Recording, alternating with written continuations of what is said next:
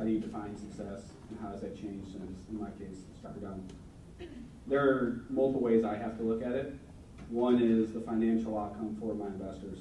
There are a lot of people who have taken their hard-earned money and given it to us with trust. So there's a very practical way to define that, which is the hopefully positive return I give on people's money, which I absolutely intend to do. The second piece is on a personal level, just the positive impact that you make on other people. That is why I do it. It is what drives me. And that's a lot less tangible to define, but you can see it in the way that other people mature. We want, if you look at like PayPal early on, there's a reason why they use that term PayPal Mafia.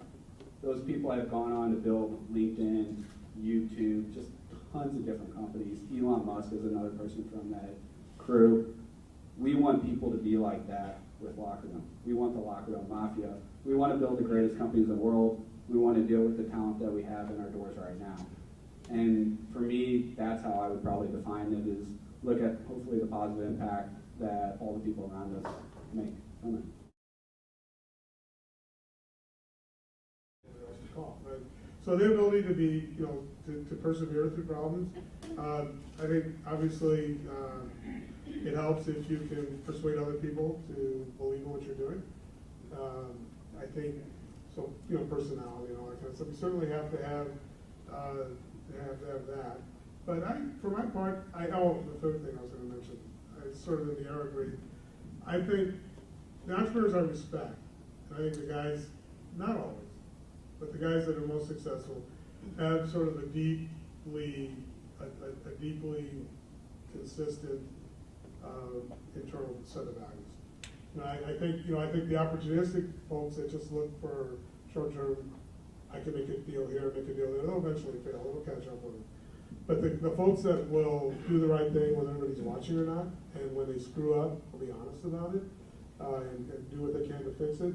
Those are the guys that I think, in the end, are the really great entrepreneurs.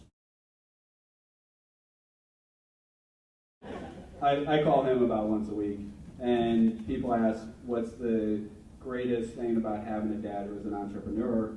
And most of it, early on, I always thought it would be like connections or credibility, and it's really been none of that.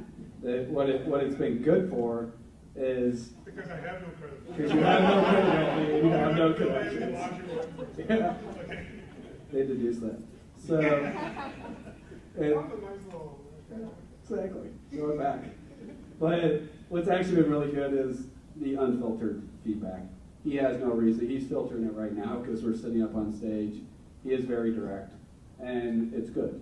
The feedback that you get, and he's unfiltered with himself too. A lot of people like to polish their wins and their losses, and it's fun to like joke and talk about successes and all those things. But the reality is it's tough, and he's incredibly unfiltered. That was 2 weeks lead up. I remember actually walking into their family room right outside my office. My dad's like, "What's wrong?" And I tell him everything I just told you, and I said, "I'm feeling pretty overwhelmed right now." And his advice to me, I actually remember verbatim, said, "Son, worrying is destructive. Worrying slows you down. Worry makes it harder for you to achieve any attainable goals." So you have one person who is interested. I said, "Well, that's not a lot. It's better than zero." So if he sees you how I see you right now, no chance that man's giving you his own money. He said, "You need to appear confident, you need to get your job done, and he may cut you a check."